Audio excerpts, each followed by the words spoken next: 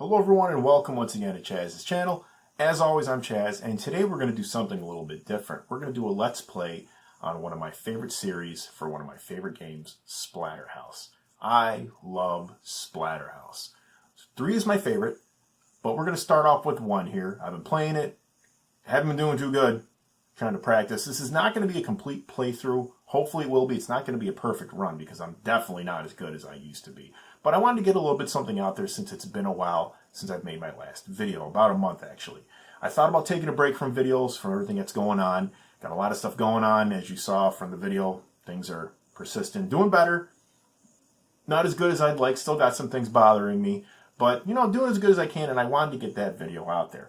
Speaking of that other video, I want to say thank you for the people who have actually messaged me and emailed me support. Not what I was looking for, honestly, when I made that video, just something I wanted to put out there. Really don't know what I was doing when I made that video, but I appreciate the support that people sent out there. Again, not expecting it at all. Wasn't my purpose, wasn't fishing, wasn't anything, but I want to thank you. There were a lot of people who reached out to me on Facebook and emailed me, and one left a comment in the video, so thank you very much. I really appreciate that.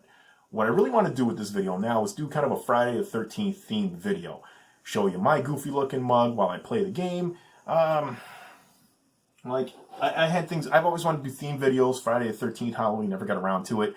This is actually after Friday the 13th too, I'm sure you know if you see the date on this. But I brought out one of my masks. I was going to put leather straps on it, wear it. I had a bit and a thing going. Had to put the kibosh on that because I recently had surgery in the back of my head. I can barely lay down without it being uncomfortable, let alone wanting to wear something the entire time. Alright, I'll probably talk about the surgery a little bit more in the video, but enough about that. I've gone on long enough. Thank you for everything. Let's start Splatterhouse. I think I'll have a little picture-in-picture down. So, I don't really have a good angle. So I'm not really a good-looking man. So bear with me, bear with the goofiness as we do the opening of Splatterhouse.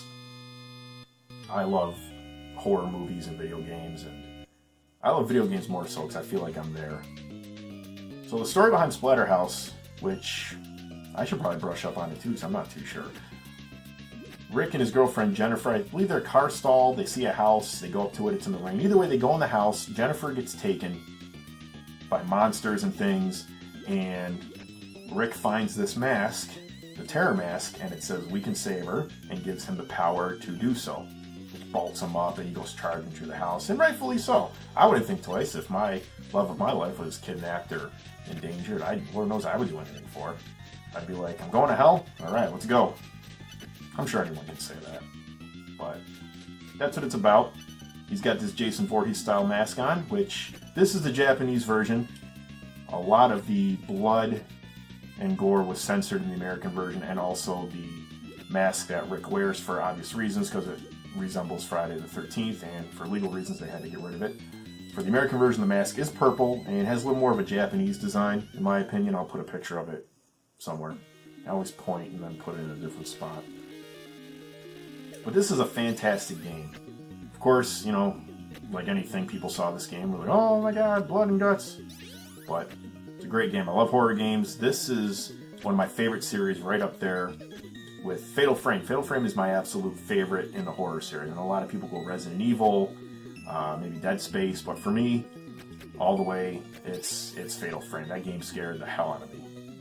Still got to play Until Dawn. I got a part 1 video. I'll put that up. I'll put that in the description. But I love horror games. Just unbelievable. I love them. I love getting scared. Don't know why. Something wrong with me, but I love it. And on to stage 2.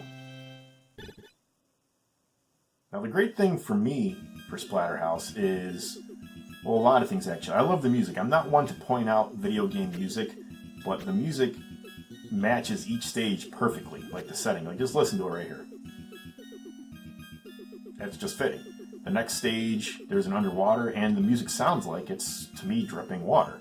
Something I'd expect in a underground, subterranean water level.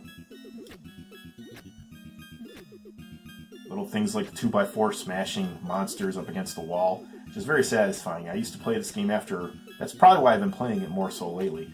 After getting frustrated, just trying to clear my mind, just do something absolutely mind-numbing and stupid. So take a listen to the music real fast. It's just fitting for this water level. But like I was saying, just to do something purposely to rot my mind and just not think about stuff and just mindlessly smash the crap out of things, I go to Splatterhouse. Splatterhouse, Final Fight, or Batman Returns are kind of like my go-to games. Any arcade beat 'em up, really, but I just get a lot of satisfaction watching that 2x4 smack into things and hit them against the wall. I just love it. There's something wrong with me. I'll admit it. Now, in fact, I also have a hole in my head, too. But this is just a great, great game.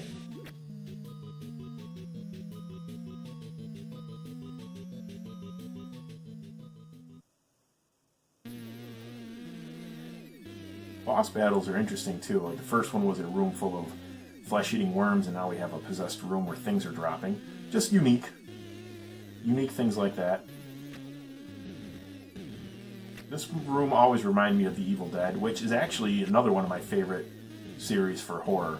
I always loved the first one more than the other. Everyone says 2 is the best, but I didn't like how they kind of rewrote the story for 2. I thought the first one with the gore, it didn't look cheesy, it was real. I mean, I love Bruce Campbell, I love his cheekiness, but I like his attitude and how things were serious in the first movie. Love Army of Darkness, love Evil Dead 2, love Ash vs. the Evil Dead series on Starz. That is fantastic. But this room always reminded me of like the cabin being possessed. Or pictures and chairs and things flying.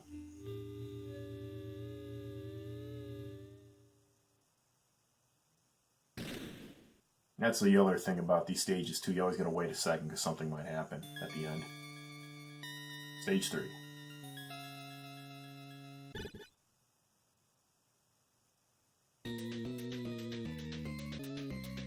Now, stage 3 is the first stage that actually has branching paths. You get to a point where some of the monsters can drag you underneath, and they don't kill you, they just take you to another portion of the stage. What I'm going to do right now here is I like to pick up the shotgun and carry it through the entire stage so I can use it at the end boss. It just makes things a lot quicker. Now, the dogs are coming up, and I'm knocking them back. They actually will eat the junk that's on the ground and kind of slow themselves up for a minute, but I'd just rather kill them, and right now I'm doing alright. Those things right there will grab you and pull you underneath, and there has been times where sometimes the sprites will disappear and you can't see them and they'll just grab you, and that's the last thing I want. I don't need all 16 shots, so I'm gonna use a couple right here.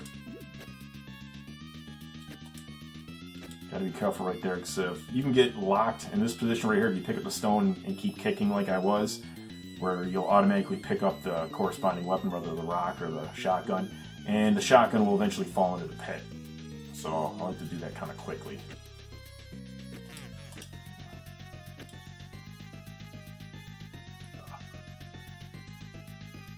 Keep twisting my neck because the head's bothering me. I'll talk about that in a second after I beat this guy.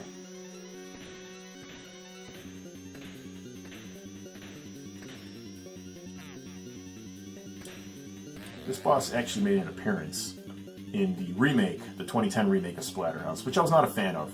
I didn't care for its...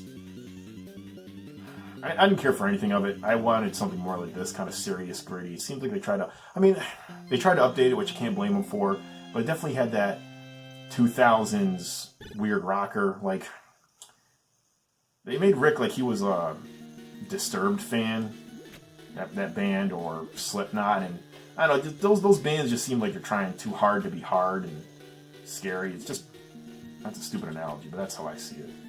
I didn't care for it at all. Damn it, I don't want to fall in there either.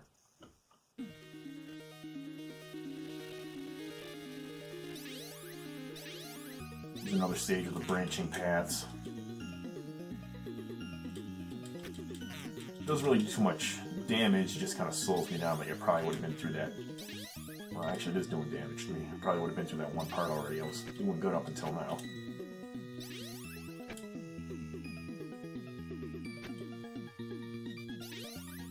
Quickly go up the ladder.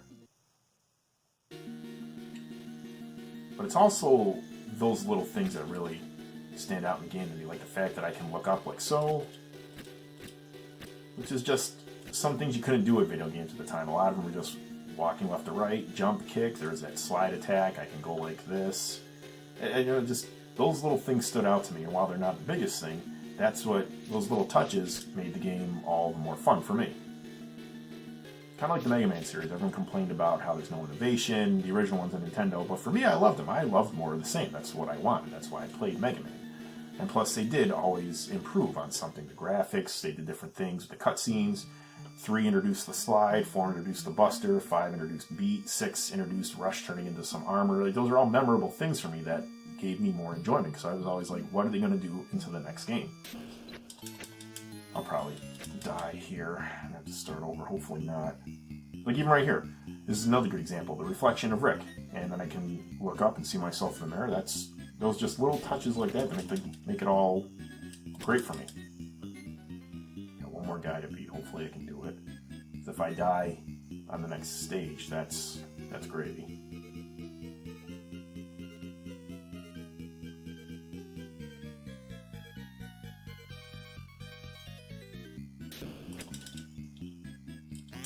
Ah, damn it. So close. So close. Yeah, but like I was saying before, the remake of Splatterhouse, I mean, not to knock it, I know it's a cult following, it had that God of War style, but I just wasn't a fan of it. I think if they stuck a little bit more to the original story, Jim Cummings, I know he's a famous voice actor, I don't think he was the person for the Terror Mask. I like the whole... as dumb as it sounds, take it seriously. Take it seriously in the horror. I mean, they were trying to camp it up and make the Terror Mask funny, and I think he's a great voice actor, but I think they could have done a lot better, getting something more evil, more terrifying. But that's just my opinion. It was met with mediocre reviews. I didn't like it. I just thought it was too cheesy, over the top. It just wasn't my cup of tea. I'll take these any day over the original ones. Of course, you can play the original ones if you can unlock them, so that alone is worth getting the game if you don't have the 50 other ways to access them like I'm doing here. I'm not playing on the TurboGrafx, mine is in storage, so I'm using my emulator. I use emulators, I don't care. And in fact, this boss is another example of American censorship. As you see, you have the upside down cross, where that definitely would not fly over in America at the time. I believe the boss is actually another floating head in the center for the American version.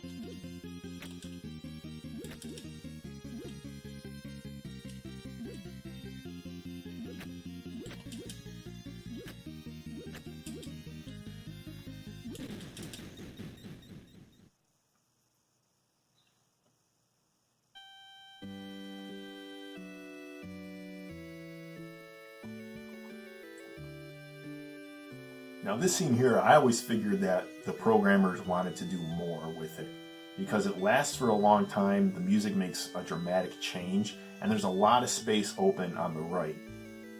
I can't recall if anything does happen different in the arcade version, but it seemed like a perfect opportunity to see Jennifer have monsters take her away, something like that, because you're on this screen for a long time, and then the music changes. What's the point? I mean, I'm glad they did it, but I just think there's supposed to be more to it.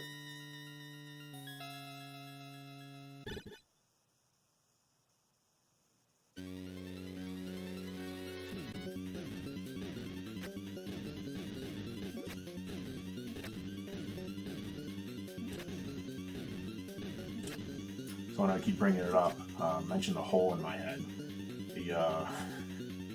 I've been telling people I got a hole in my head. It's sewn up, but I've had a scar in the back of my head since I was a teenager. I think it was a blemish. I just kept messing with it because I was self-conscious about it, and it turned into a scar. Like anything, you just keep messing with it. I had it there literally since I was a teenager. I just started going to a dermatologist. Didn't know how easy it was to remove it, and I had it removed. And just to be safe, they did a biopsy on it. And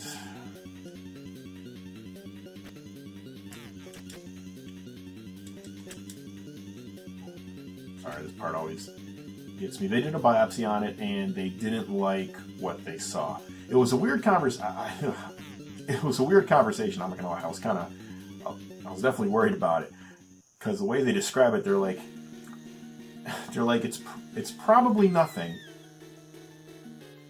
But the way they were talking, they said, okay, it's kind of like this. It was like, now listen, there's more than likely nothing wrong, but we want to check this out because we don't like what we see. It's like, well, okay, if there's nothing wrong, you're like, I mean, it was that tone of voice, you know, using those words. It's like you're saying it's nothing, but I'll be honest, you're kind of worrying me. What do you mean? So I'll be honest, I'm ashamed to say I was rather nervous because I don't do adjust it, but they didn't make it sound good when I talked to them on the phone. They didn't make it sound good. So they went in, took all of it out, got a good portion around the area too, probably about the size of my pinky, football shaped, the tip of the pinky. Sent it out, got a call the other day, everything is good. So it was a big relief. They said it might have been cancerous. It was actually a scar/mole. So, because I don't think a scar can be cancerous, not that I know anything, but everything is good, and that's what's important. But I definitely was worried. I was definitely worried at one point that it might be something. So now I got a hole in my head, and it's hard to sleep. It doesn't hurt, but I know it's there. It's like a hot, sharp, I don't want to say pain, a hot, sharp feeling. It's definitely hard. I don't sleep well as it is, and it's definitely hard to sleep because I can't like lay on it. It's not good to.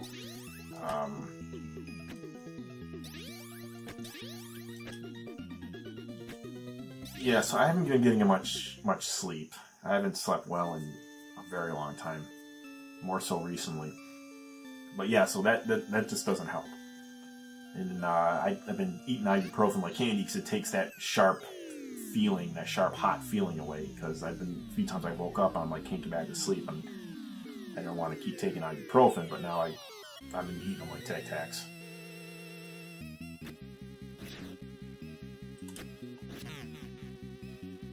Probably dying, Jennifer. Okay, enough about the hole in my head. We'll talk about the game here. I'm fighting Jennifer, who's been mutated, and I don't think I'm going to be ruining anything here. That's the story of the next game. I believe you can save Jennifer dies, and she turns into a monster, and then you can save her in the second game. So a little bit more of a story. Oh, I tell you, those cutscenes are badass in those other games. I love them. We can still save her. She doesn't have to die. It's like, rub my hands together. Let's get it on. Yeah, see. Bad move there. Oh.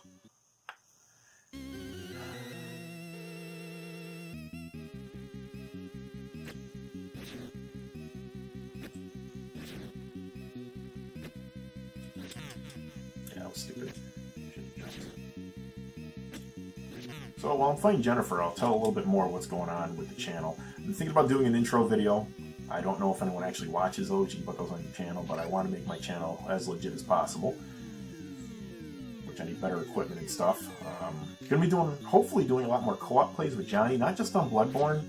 Johnny Giant, he's the one I do the kind of just rapping and Bloodborne co-op with him. And I know some of the videos aren't good with the sound. It took me a while to realize the PlayStation volume was a lot louder than playing with just everything recording.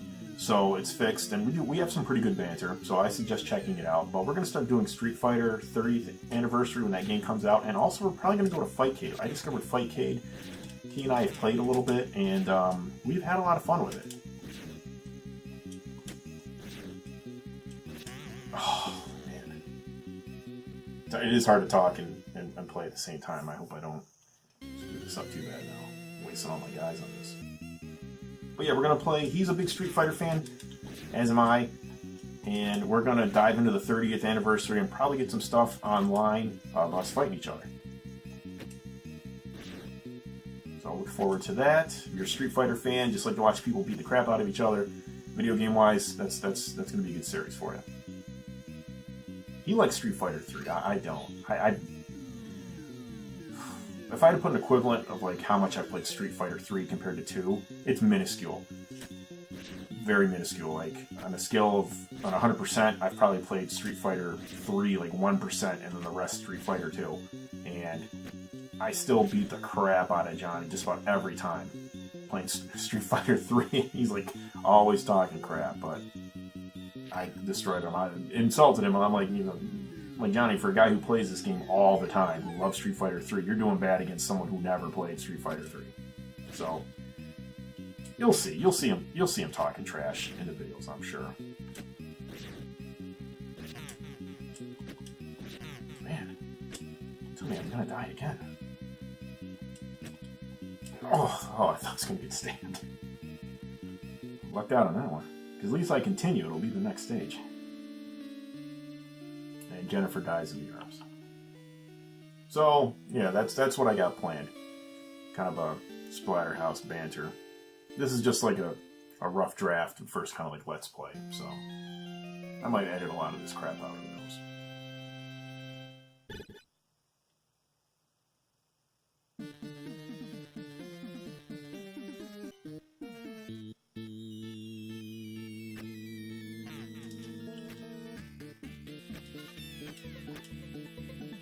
This is kind of a short stage. Last time I played this, I'm having trouble with it, but last time I played, I got to the end boss and beat him in like 5 seconds flat. With one heart. I don't think I'm going to do it again this time, but who knows. It'd be nice just so I don't have to go through it all again, truthfully. If you die or continue, you start at the beginning of this stage. This stage always reminded me of the last stage of Contra. You get those little alien bubble things. Whew. Watch, I'm working so hard just to die at the end. Guaranteed. See?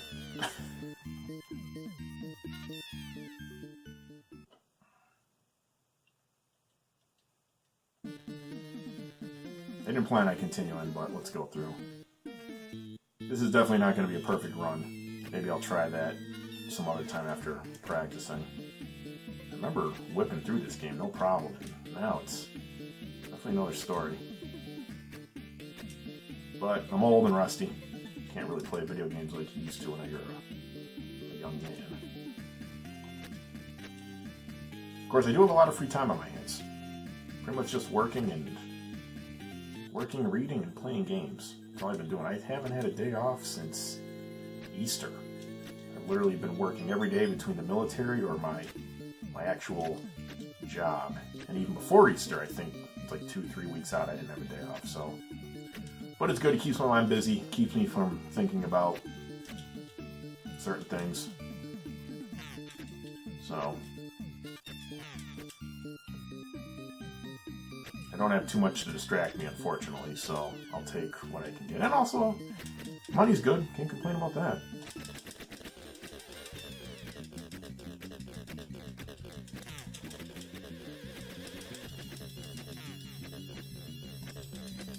Alright, come on, come on, come on. Ooh, I think I got it. Come on, come on. Oh, whew. Got it.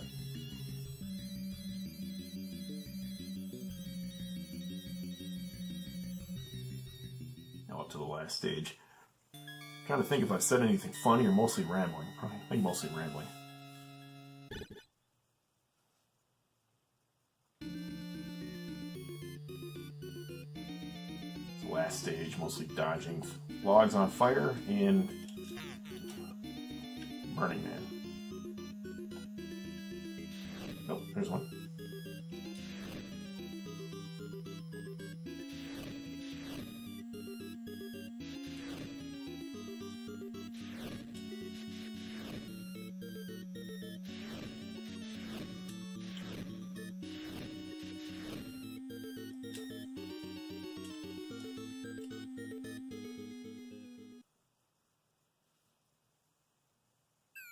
I also know in the American version that cross is not there. It's a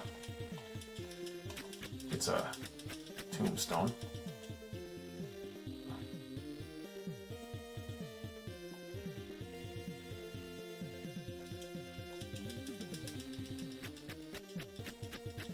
always thought this was a cool looking boss.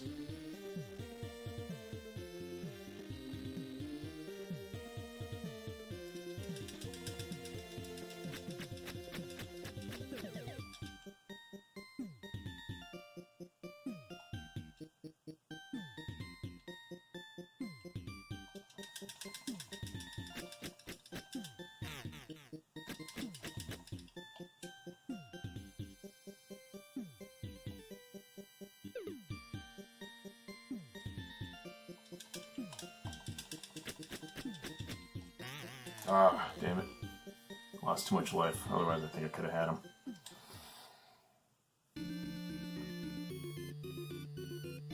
Ugh, and starting from the beginning. Well, at least this is the last stage and I should be able to plow through it this time. That's what sucks about some of these things starting right at the beginning.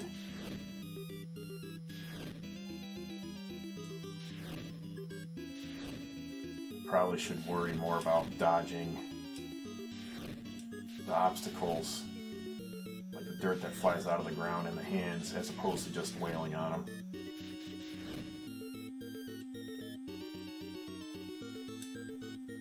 Alright, and I got full health, so. And plus you can take a look at the boss again. That's what I look like when I wake up in the morning.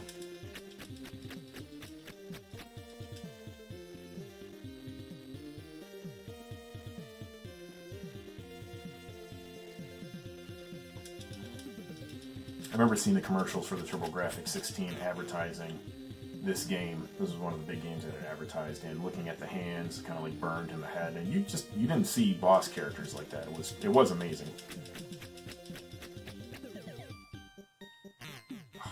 Walked into that.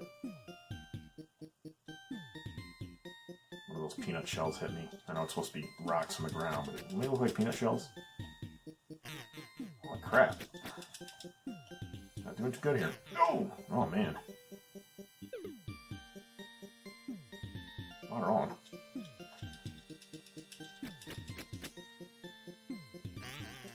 I don't think I had anywhere to go on that one. Alright. Got one last shot and hopefully we'll do it here because that was ridiculous.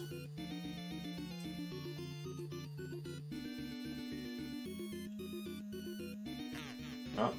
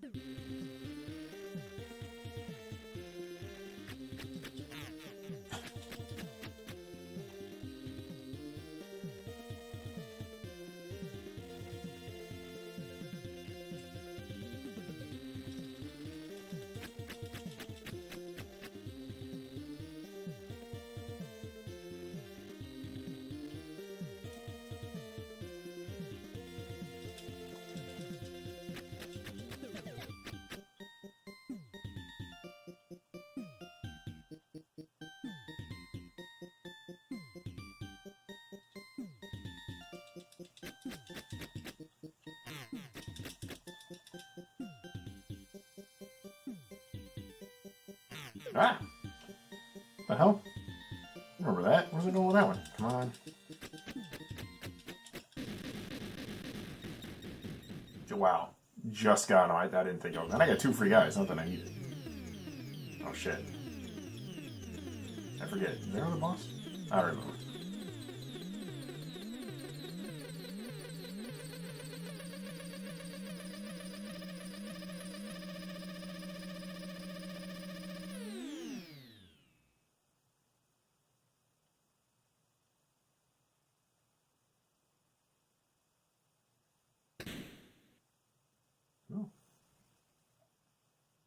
Yeah, that's it.